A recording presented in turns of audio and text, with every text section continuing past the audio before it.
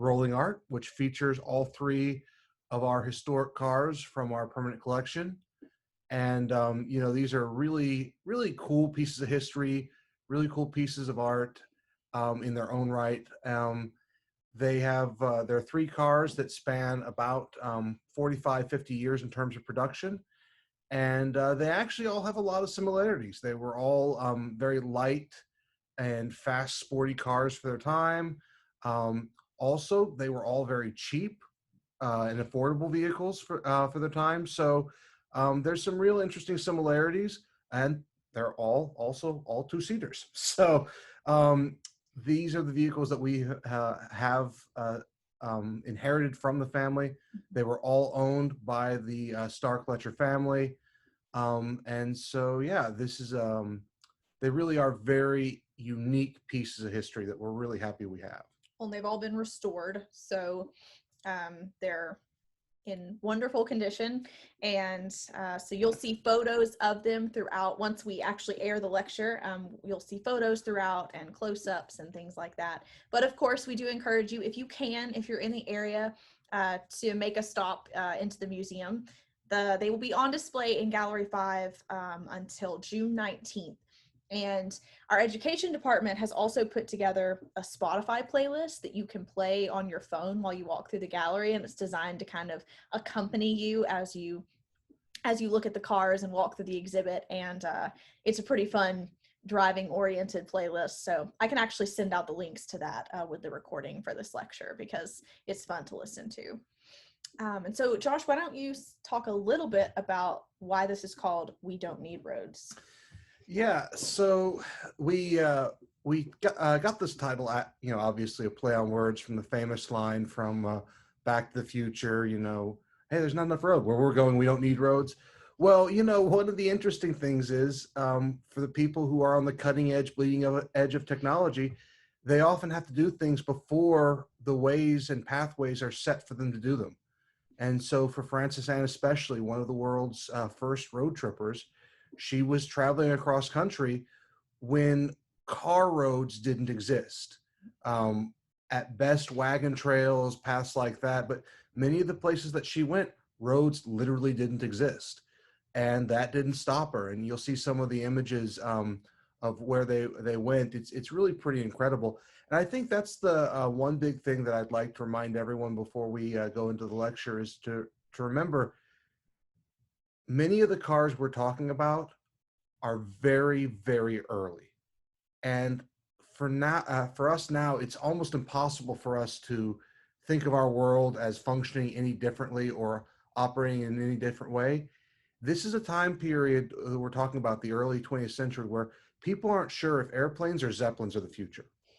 There is still a legitimate debate whether electric cars or internal combustion engine cars are the future, which is interesting. 100 years later, we're having that conversation again. So this is very much a part of that that development process. And people like Frances Anne and Lutcher Stark really help set trends that create the world we live in today. And it should be noted that the family, the Lutcher, Starks, and the Browns, they were very early adopters. 3 of the very first cars registered in Orange were registered by members of the family. 2 of those cars actually belong to Frances Anne grandchildren on the Brown side. We'll primarily be talking about, because this is the vehicles we have, we'll primarily be talking about Frances Anne Lutcher and her grandson, H.J. Lutcher Stark. And so those will be really the people we'll be viewing this story through, and their 3 cars that we still have. So anything else? All right, I think that sets us up. So this lecture is only about 17 minutes, so we'll have plenty of time for question and answer at the end, and just to talk. We have a fairly small group today, so we can easily do that. And we might even get out a little bit early. So let me get my screen prepped, and I will do a screen share so that we can all watch the lecture. All right, so y'all give me 1 second.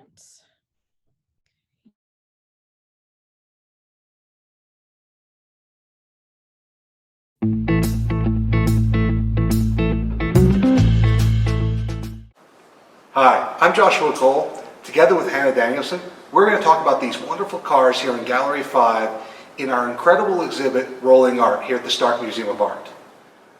This is We Don't Need Roads, Stark Family Cars.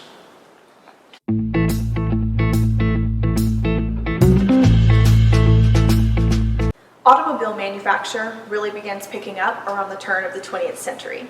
So late 1800s, early 1900s. And between 1904 and 1908, following the popularity of the Oldsmobile, 241 manufacturing companies go into business in the United States. Keep in mind that these companies aren't producing large quantities of cars. Between hundreds of companies in 1904, only about 22,000 cars were produced. So while they're popular and they are selling, they're not necessarily everywhere. This changes though as mass production and assembly line technology continues to increase. Through newspaper records, we see that cars began catching on in Orange pretty early. At the time, Orange is still a fairly small town, but it is rapidly developing in the wake of a successful lumber industry. This Orange Leader article from April of 1909 quotes, "The people of Orange are becoming more and more interested in automobiles, and each day one can hear some prominent citizen discussing the proposition of purchasing a new machine." It goes on to list the specific vehicles that businessmen like W.H. Stark and other real estate investors, bankers, industrialists are ordering. Most of them were ordered through the Houston Motor Car Company, which was the nearest dealer. And the author of this article goes on to predict that there will be 20 to 25 cars in Orange by the end of that summer. So one of the prominent figures that takes notice of this is 70-year-old Frances Ann Lutcher. Frances Ann at the time was a widow. Her husband, Henry Jacob Lutcher, had passed away, and her son-in-law, W.H. Stark, was running the Lutcher and Moore Lumber Company in her name.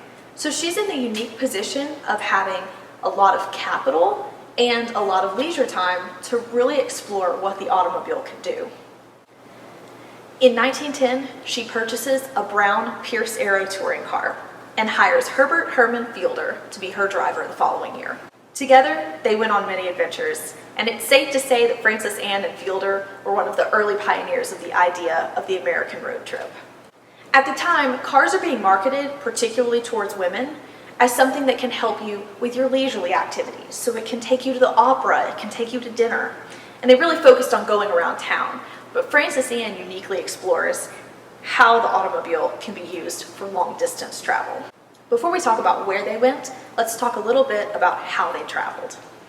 Roads are not yet suitable for automobiles. There just weren't enough around to justify paving them yet. So Frances Ann would travel in a caravan of sorts. You would have one car at the head with her driver, herself, and any passengers.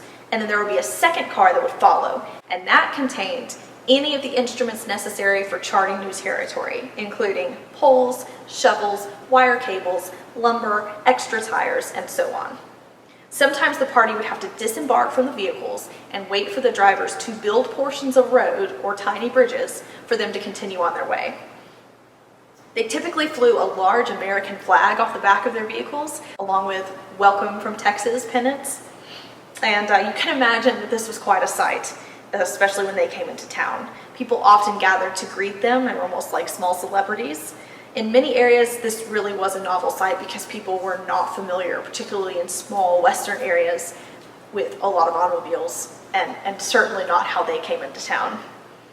The Fielder collection at the Tyrrell Library really gives us a great look at this.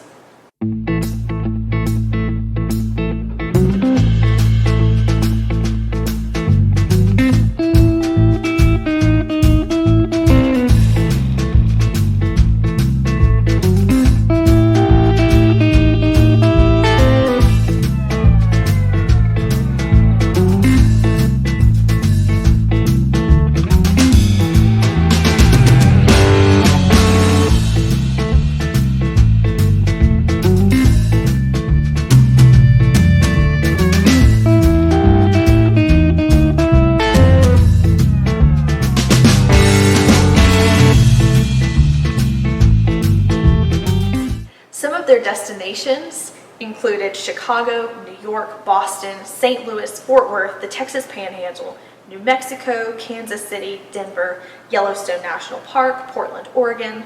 And because of her extensive trips through the West, Frances Ann falls in love with Colorado, and that's when she purchases Roslyn Ranch for her family. In 1913, she even had her car shipped to Europe on a barge and toured Europe by automobile, even driving over the Alps.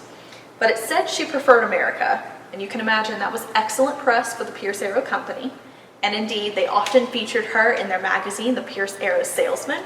And to conclude this section, I'm going to read a quick quote from that. This is called Seeing America First, an account of one of the recent Lutcher tours. A brown Pierce Arrow known to drivers on most roads of the United States brought to Buffalo a few weeks ago a woman who spends the summer touring. She is Mrs. H.J. Lutcher of Orange, Texas, 76 years old, and a confirmed believer not only in seeing America first, but in seeing America all the time. She has tried Europe, has crossed the Alps 3 times, has seen France, Germany, Austria, Holland, Switzerland, and Italy, all from the rear seat of the same brown Pierce, but she prefers America. Made in Detroit, Michigan, this is a 1911 Model 20 Hupmobile Roadster. It has a 4-cylinder engine that produces about 16 to 20 horsepower and weighs just about 1,100 pounds, with a top speed of about 50 miles per hour. This is a fun vehicle and the oldest in our collection. Hupmobiles like this are really important for a lot of reasons. For our family, they're really important because they were some of the first cars they bought. The Lutcher, Stark, and Brown families bought several of these in the early years. Lutcher Stark himself actually registered 2 of these. We have an early list of cars registered in Orange County, and this is the very first vehicle ever registered in Lutcher Stark's name. What's funny though is, it wasn't his first car, because like any true college student, when he went off to college, he took his father's hand-me-down Pope Toledo. And he was the very first student at the University of Texas to have a car. And the Pope Toledo was a massive limousine, came complete with a chauffeur. This Model 20 in many ways is his first car because it's a fun, light, college student's car. And it appeals to the car geeks. It was fast, it was light, it was a driver's car. It was made to have fun. He registered 2 of these, one in 1912, one in 1913. We think the one in 1913 he actually registered for his grandmother because he registered at the same time her 1913 Pierce Arrow. This car wound up ending its life at the ranch in Colorado, and we have photos of the family using it. We're not sure which one of those 2 this is. It could be this is Frances Ann. It could be that it's Lutcher's. It does have a license plate on the front from Austin, suggesting it could have been Lutcher's. However, because it spent most of its life at the ranch, it's very likely it was hers. Either way, Lutcher had a lot of sentimental value attached to this vehicle and bought it from her estate after her death. He could have done that for a lot of reasons. There was a lot of contention over her will, but he wanted this car. In many ways, because it probably reminded him of his youth and his early car days. The Hupmobile Model 20 in general is a very important vehicle. Bobby Hupp founds the Hupmobile Automobile Company to compete directly with Henry Ford and his Model T. In 1909, this came out a year after the Model T and was actually cheaper. His vision was to create mass cars for the people.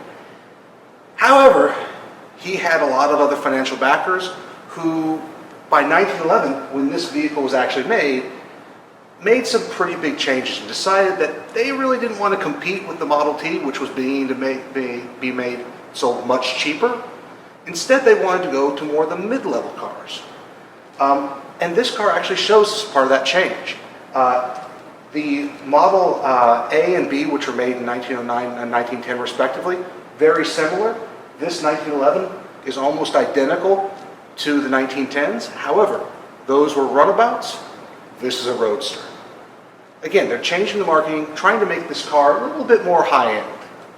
Ultimately, Bobby Hupp left the company to continue to pursue his dream of cheap cars, and in 1913 he left to create an electric car company. The Model 20 really proves the viability of the small specialty car. In this little hub, you see both the future of the small, light off-roader like the Jeep and the small sports car. And in many ways, it's the grandfather of both. It was a fun, fast little vehicle, and that's what it's point. Also made in Detroit, Michigan, this is the 1922 Ford Model T Runabout. It weighs in around 1,500 pounds, has a simple, clean 4-cylinder engine, can sustain speeds of about 40 to 45 miles per hour, has about 2 feet of clearance, which is pretty substantial for an early car, and is left-side drive. One of the unique features of the Model T is how easy it was to modify it. It could become anything from a sedan to a bus to a pickup truck. This particular vehicle, owned by the Stark family, was modified into a pickup truck. This was ideal for hunting, which is what this vehicle was used for on the family's ranch in Colorado. We know this because when it was restored in the early 2000s, many shell casings were unearthed as the process of restoration began. It's also important to note that the only picture we have of Francis Ann actually in the driver's seat of a car is in a Model T. Henry Ford had pretty straightforward ideas when it came to vehicles. Make them cheap and make a lot of them. He was one of the early pioneers of mass production and the assembly line. He tested out the Model T for about a year until the first customer received one in October of 1908. At the time, they were valued at about $850. By 1913, the price was only $500. And in the early 20s, the price had been reduced to about $260 as newer models began coming out. For reference, in the early 1920s, you could buy a Model T for less money than it would cost to purchase a new electric refrigerator. It was this availability and affordability of the Model T that helped create an ubiquitous environment of cars and made fundamental alterations to the way Americans lived. Cars changed infrastructure, revolutionized travel, and hastened the pace of day-to-day life because activities just didn't take you as long to get to or to do. Its development is also heavily linked to the rising middle class and the urbanization and modernization of America. By the time the Model T retired in 1927, because it had been outpaced by models Ford was making as well as other companies, about 15 million had been produced. Ford is once quoted as saying, "There's no use trying to pass a Ford on the road because there's always just another one up ahead." In the 1999 Car of the Century competition, the Model T was named the most influential car of the 20th century. Made in Marion, Indiana, this is a 1950 Crosley Super Sport. It has a light, excellent CIBA Crosley motor that has 4 cylinders producing about 26 horsepower and can propel this light, under 1,100 pound vehicle over 80 miles per hour. The newest car in the collection, this is a fun, quirky American sports car. This was Lutcher's garden car. And this fast little sports car, the very first made after World War II in America, actually has a lot in common with Lutcher's very first Hupmobile. Both were very fast for their time. Both were very light. They actually weigh almost the same, about 1,100 pounds. And both were really very cheap. This little Crosley basic model sold for under $1,000. Now, this is a fully loaded Super Sport. And nothing else would suit the wealthy gardener who obviously needed to travel around his garden in style, which was this little car's primary purpose. Lutcher Stark used this sports car, capable of going 80 miles an hour, to tour his garden. And he did all the things you would do with a garden utility vehicle. We have wonderful stories of him hooking up a grass seeder behind it that was custom made so he could seed his lawn by a sports car. He also loved to give tours of the grounds to honored guests riding in the side seat of his little fun sports car. And that's really what this is. It's a light, playful, fun little car made by a really quirky American microcar manufacturer. Crosley Motor Company was founded by the same man who created Crosley Radio. And Crosley Radio was essentially the Model T of the radio, at one time the most produced in the world. However, Crosley always loved cars, and he always loved playing with them, and he liked small cars, and that's what he made. He made small, practical people's cars until he made a sports car. And that's what this was. This was his fun little sports car. This was originally the hot shot model, started in 1949, and was made through 1952. Only about 2,500 of these were made in total. Naming is really complicated. And for a tiny car that only 250 were made over 4 years, there's a lot of names. The hot shot was original, and this looks a lot like the early hot shots, but it has the name of the later models, which were called Super Sport. Most of this is marketing. There's very little mechanical difference, few doors, things like that. But basically, our car has the look of the early model with the name of the later models, which means it's probably one of the first of the old models marketed with a new name. And marketing was something that Chrysler was really good at. This micro car company, which didn't build anything with a larger than a 4-cylinder engine in its entire existence, invented the term sport utility for vehicles. So all of those giant SUVs owe their name to a microcar. Ultimately, however, these light, efficient, small, cheap cars were pushed out of the market in the early 50s when the giant Finn land tanks started to become popular. The oil prices plummeted, and gasoline, which had been rationed during World War II, was now freely available. And so the American model, bigger is better, ultimately spelled the death for these small little cars. However, proof that this was such a good and ahead of its time car is that its engine, that CIBA engine, actually outlives the car company by 25 years and is still being produced in Europe into the 70s, and has a whole bunch of light little European sports cars that have the Chrysler motor as its heart.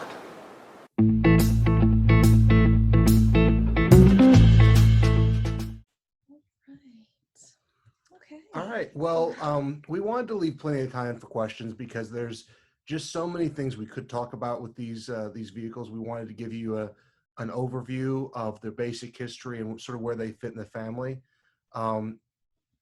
There's not really any good reason as to why these are the ones we have versus others, other than I can say these, I think, were mostly in their life secondary vehicles, and so sort of existed on the periphery in barns and places, and managed to escape the time. They were never, none of these cars appeared to have ever been like the main family vehicle, and I think that's one of the reasons we still have them. Right. Otherwise, they probably, I imagine the family, particularly when they bought early cars, kind of used them until they were no longer usable. Yes.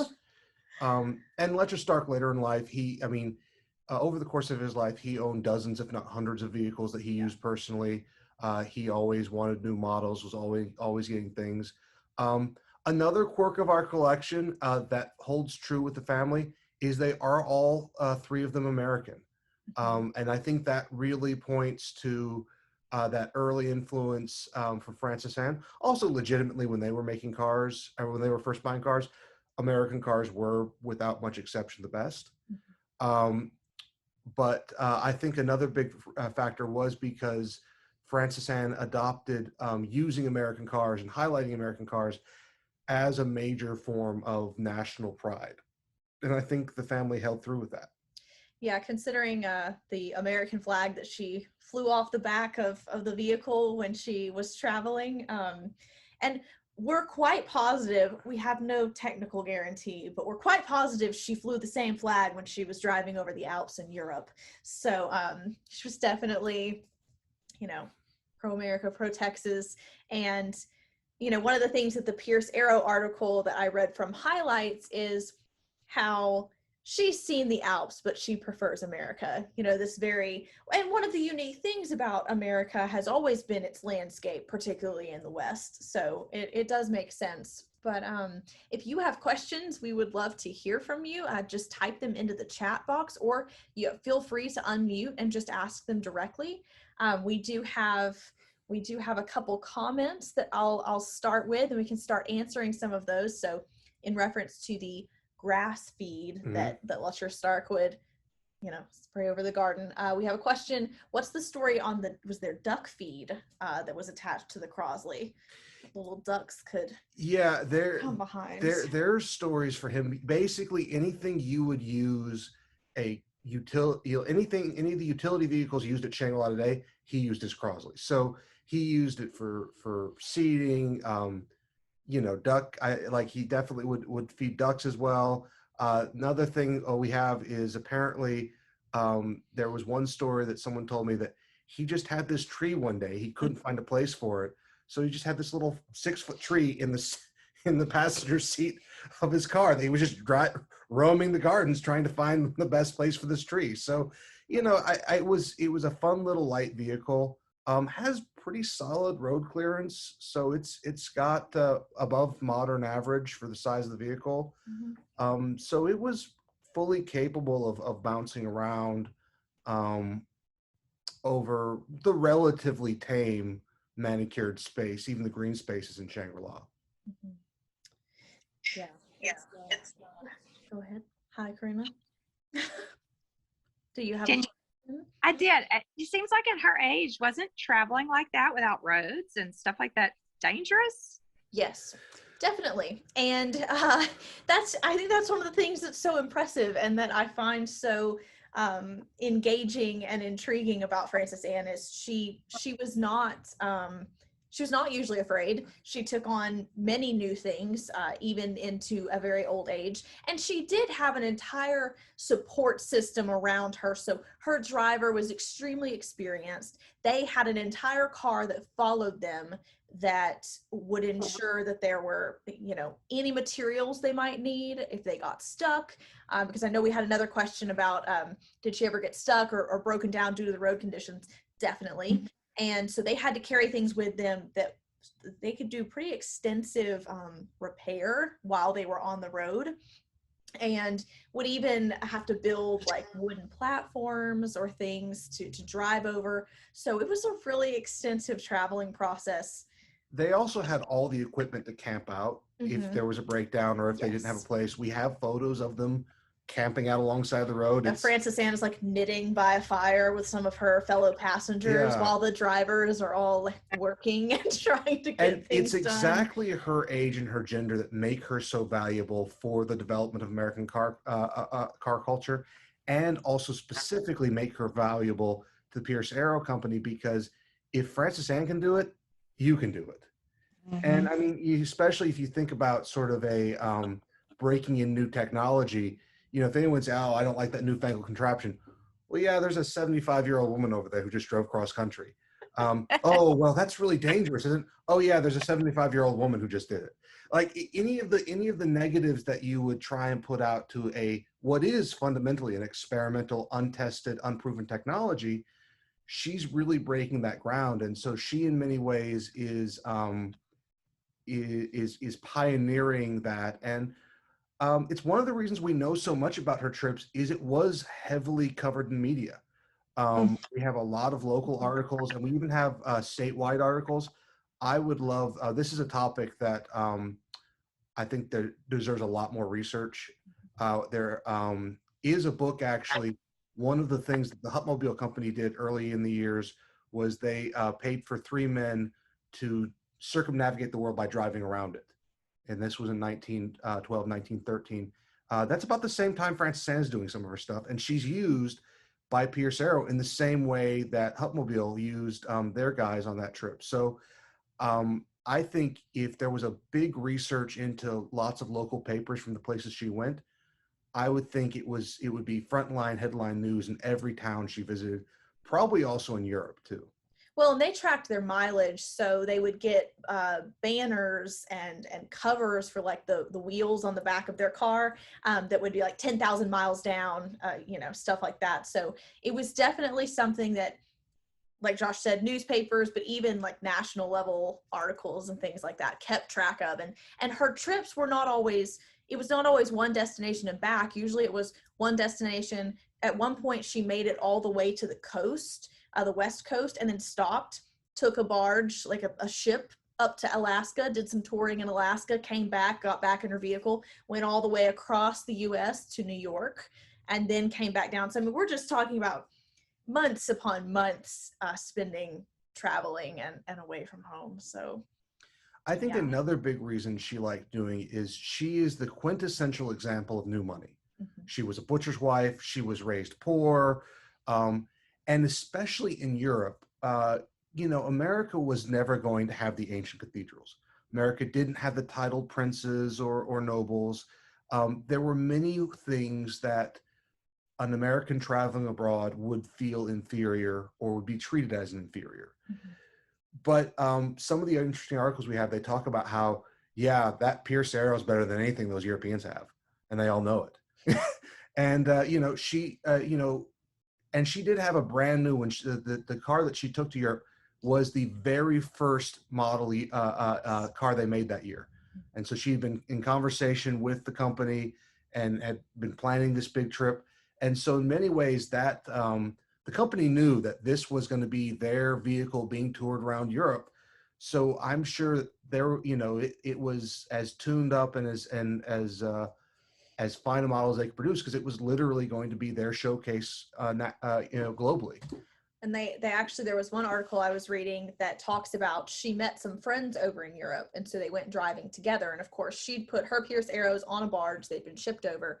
But the friend that they were meeting was driving a European car, An Italia. And, yes, an Italian car. And they mentioned specifically that the Italian car had several problems on the road, and it had broken down. But the Pierce arrow only had a few minor things that needed to be done to it the entire time. So it's definitely showing off the technology, but Frances Anne was the woman to do it. We do have a question. Did she always drive herself, or did she ever drive herself, or was it pretty much always a driver? So probably we do have evidence that she could drive. And we have that one photo of her sitting in the Model T. With her sunglasses. Yeah, and I think she could drive, and I think she did drive on the road trips, though not really. And actually, there was a lot of contention about what car culture and what was appropriate for a woman to do in a car. Mhm. There were many people, and this is very typical, as with anything big, technical and technology. Oh, women can't drive. It's too complicated. It's too dangerous. All these different things. So that People was still say women. yes, can't drive people still all say the that. time. So that was something that was very much debated. The other thing too was etiquette in vehicles. At this time, the most common use for a vehicle, especially a high-end luxury limousine, was to take you to the theater. So sit in the back seat. We actually have letters where Miriam is horrified. Her mother keeps sitting up front in the front seat with the driver. Oh, sit back where you belong. What are you doing up there? And so there's obviously this generation debate. Frances Anne, however, no, my car, I own it. I'm sitting up front. And I'm sure she drove more than other people would have liked. Mhm. But also, I think too, another legitimate point is she is in her 70s. So even when this starts, she's already probably, especially for someone just learning, past peak driving. So the fact that, thinking that she would drive herself, 12 hours straight, I think that's a little unrealistic. So drivers were always going to be a major part of her experience. But again, we think she could drive, but probably her professional drivers were the ones who did most, if not all of it, on the major trips. Well, and you're transitioning from, the horse-drawn carriage idea. So the idea that she would have a chauffeur in the front and it was proper for the lady and the passenger to sit in the back would have been kind of the natural association. Miriam's response is definitely funny. She's like that on all of her travels with her mother. Miriam's always much more reserved, and Frances Anne would be on the cruise ship and be like, "Hey, can I steer?" Like that.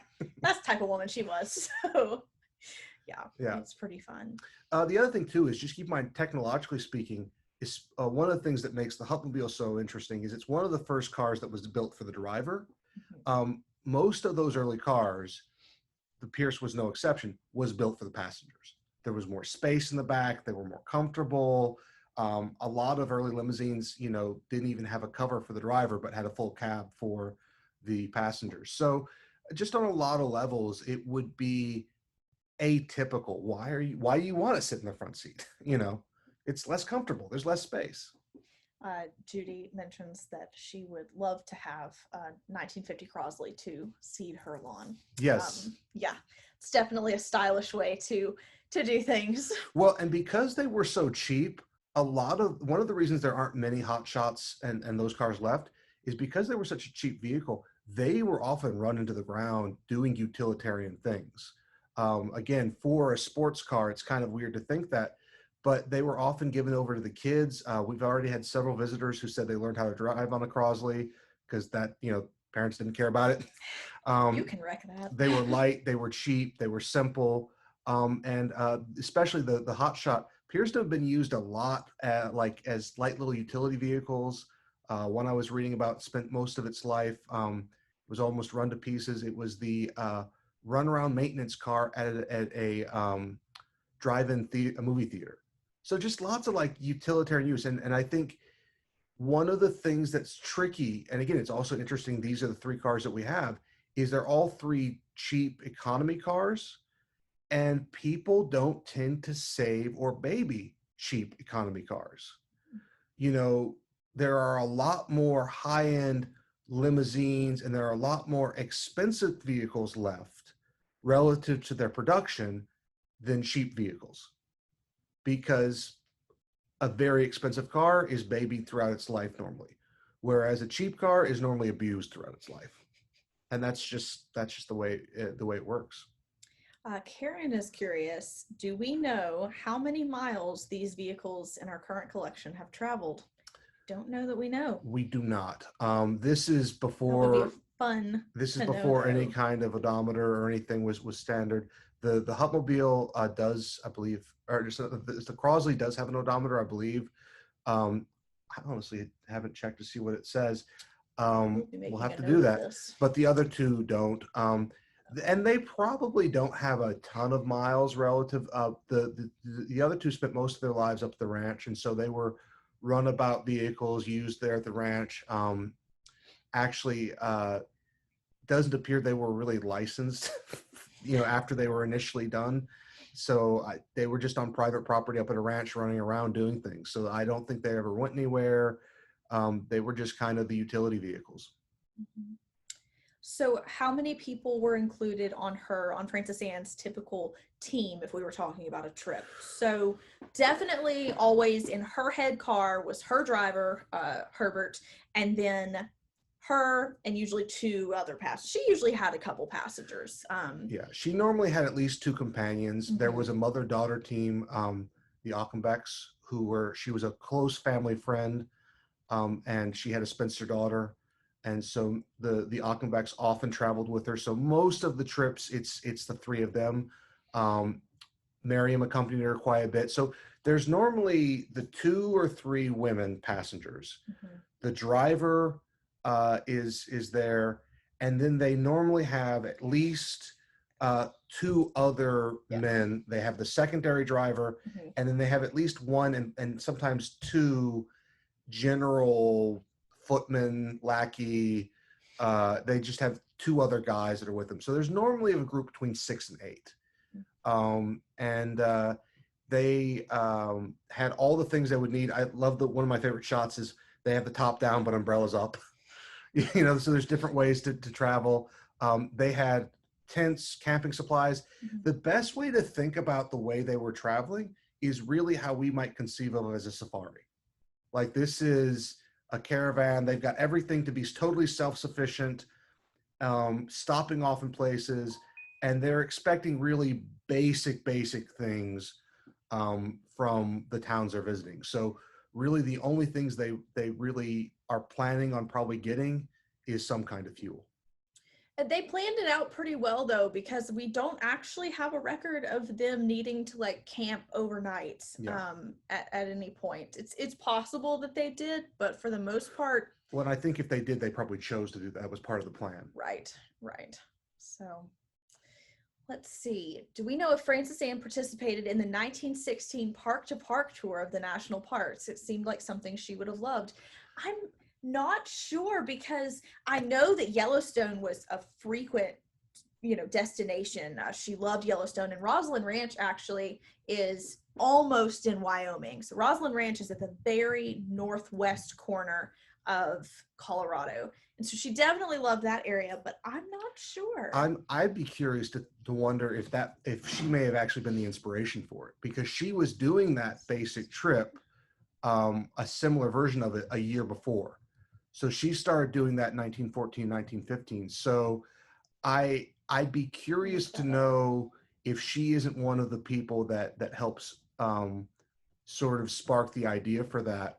And I would be certainly not surprised that she participated. However, she was one of the reasons she loved cars was she was independent. And so the idea of being part of an organized tour, I think she was much more, hey, we're just going to go where we want when we want. Maybe the tour encountered her. Yeah. She was just already there, like Yeah. chilling. Yeah, that would be interesting. I would love to go on a Yeah. park to park tour. But I think one of the other really cool things is Lutcher and Francis Ann are discovering cars really kind of together. And it kind of skips the generations a little bit. The grandkids appear far more interested in vehicles than the adults. The adults adapt. Both Dr. Brown and W.H. Stark buy cars. They have them very early. They're very proud of them. But W.H., in particular, we have really good documentation. I mean, he was riding a horse the same year he died. Like, he was cowboy, Texan, always going to have a horse. Horse is always going to be part of my life. I think Francis Ann saw the car and thought the horse is dead. We don't need horses. And I think she thought the same way about trains. She went places, and actually she died on a road trip. She had driven up to New York, and when she died, she was in New York having driven there. So it's one of those things where, and that's actually probably the reason we don't have her arrows is they wound up in New York, and eventually, after several years in storage there, were sold and never brought back to Orange. Had they been here in Orange, I think there's a reasonable chance we'd still have them. Yeah. Lutcher Stark was just that sentimental. So questions about her main driver, how he got into driving for Francis Ann. I do believe he was already employed previously as a chauffeur before she hired him. Yeah. And he really, so his collection, he was from Beaumont, his collection of photographs from their travels, he had documented scrapbooks, all of this was donated to the Tyrrell Historical Library. And so that's where a lot of those photos came from, because there's just, he obviously prioritized documenting this and taking photos. We think Francis Ann probably had many more photos with her actual destinations, but Fiedler seemed to really focus in on documenting the process of travel. And so it's something he enjoys. I was reading something, he was nominated to drive, like when diplomats or like other congressmen would be in the area, he would be picked to be their chauffeur. Like, he got all of these perks because he became so well known, which is pretty fun. Yeah, I mean, keep in mind, this is really early days. And so there's really not too much of a comparison. It wouldn't be ridiculous. We're not there yet, but it wouldn't be too ridiculous to compare him to something like an astronaut in today's society. In like 5-10 years, especially if space travel becomes more mundane, it's not, there's only 3 of them in the world, there's 3,000. I mean, he was one of the earliest professional drivers. And I think it's important to point out that when we talk about driver, right, he is mechanic, he is repairman, I mean, he's road engineer, he's navigator. There are a whole bunch of skill sets that being, especially the head driver, and that is the other thing too, that he is her personal driver, but you'll also sometimes, he's her lead driver, head driver. You'll see these different titles. He is the captain of this convoy. He would have had the same kind of respect as the wagon master of an old wagon train. And I think that's in many ways what he evolved from. Like, his position and his title and his role in society would have come off of those old, wagon masters. So it isn't just the technical act of driving. He's got to be the mechanic. He's got to be the conductor. And ultimately, he's responsible for safety as well. Yeah. And for a level of coordination, when Francis Ann wanted to take a trip, I mean, the amount of planning he would have to do in terms of plotting out their route and figuring out where she wanted to go and doing the in-between destinations. was definitely, and he was proud of it. He was proud of his job, and he was proud of his role. And you definitely see that in a lot of the photos that he ended up donating. So I think he was pretty cool. He also, his brother would sometimes drive the caravan car. So so it was kind of a family affair. Both the brothers were in the business of driving. Yeah, and I think too another aspect of that is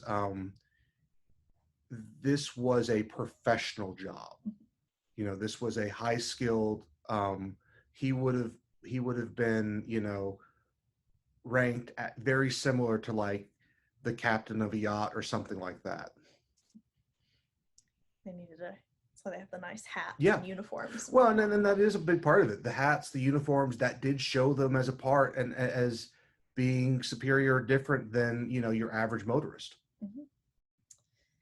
Well, if anybody has any last minute questions, we do have a couple more minutes, but if that's all y'all had, we won't keep you past time. Any last wrap up information? Other than, please do be sure to come by the museum and see the vehicles if you can. It's nice to see them in person. They're really cool.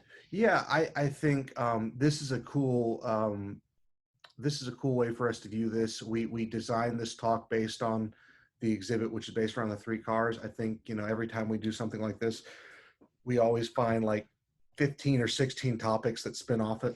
So I think this some of Francis and stuff. I think also some of you know, Lutcher things as well, as we'll definitely do more with. You know, it was a big deal, Lutcher being the first college student to have a car at UT. And it's interesting, the article that describes it, you know, there were a lot of people who were just aghast when he showed up, a freshman showing up with a car, and this is, you know, up and in the order, how dare he, all this kind of stuff. And the Pope Toledo is not a small vehicle either. It is enormous. It was a limited production. It was one of those super high performance, big, massive vehicles. And it's funny because the description we have, he showed up and everyone was just sort of aghast. He did not care, could not care, would not care. Yeah. All right. Well, all right. Thank you all so much for spending this lunch hour with us.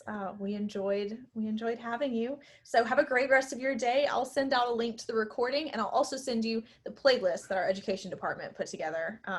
Those are fun to listen to in the car and stuff like that. So, all right. All right. Have a great day. Thank you for being here. Bye. Bye. Bye.